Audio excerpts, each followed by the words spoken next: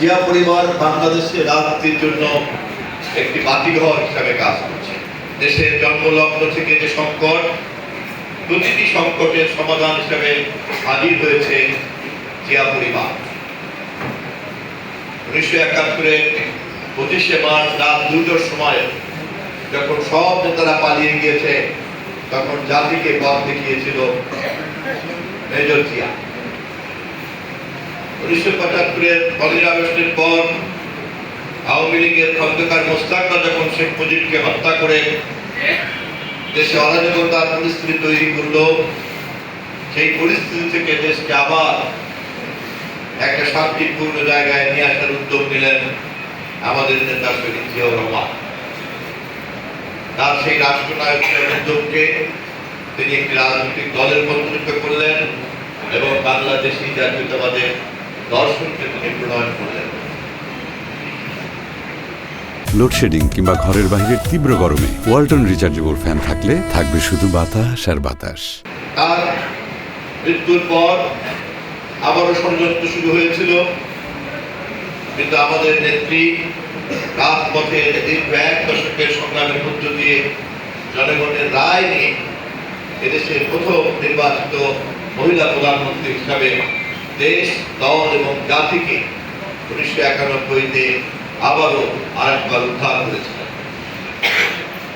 আবার তারপরে ষড়যন্ত্র চক্রান্ত এবং খালেদা জিয়ার রাজনীতিকে ঘিরে আমরা দেখেছি 1996-তে জামায়াতে ইসলামী বাংলাদেশ আর আওয়ামী লীগ এবং জাতীয় পার্টিরা মিলে বিএনপিকে ক্ষমতা থেকে উৎখাত করার জন্য কিভাবে দেশের অর্থনীতিকে ধ্বংস করেছিল তা আমাদের সকলের মনে আছে।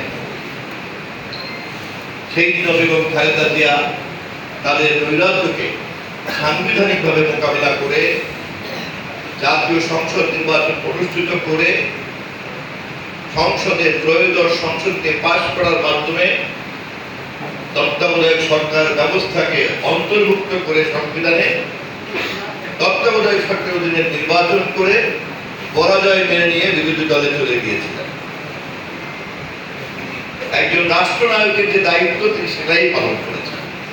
ক্ষমতা আঁকড়ে রাখার জন্য সেদিন আওয়ামী লীগ, জামাত আর জাতীয় পার্টির সেই রক্তক্ষয়ী ষড়যন্ত্রের ফাঁদে তিনি কিন্তু পা দেন নাই। সেদিন যে ত্রয়োদশ সংশোধনীর মধ্য দিয়ে উনি যে গণতন্ত্রের দায়িত্ব পালন করলেন, কেউ কেউ মনে করতে পারে সেদিন তিনি পরাজয় বরণ করেছেন, বিরোধী দলে চলে গিয়েছেন, ওদের কথা মেনে নিয়ে নির্বাচন দিয়েছেন, নির্বাচনে পরাজিত হয়েছেন। কিন্তু আজ ইতিহাস কি বলে?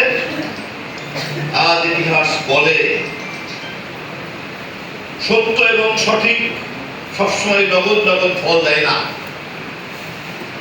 যা সত্য, যা সঠিক, যা ন্যায্য তা করতে হবে। তাৎক্ষণিকভাবে তার সুফল যদি নাও থাকে, চূড়ান্ত ভাবে তা আমাদেরকে সুফল দিতে বাধ্য।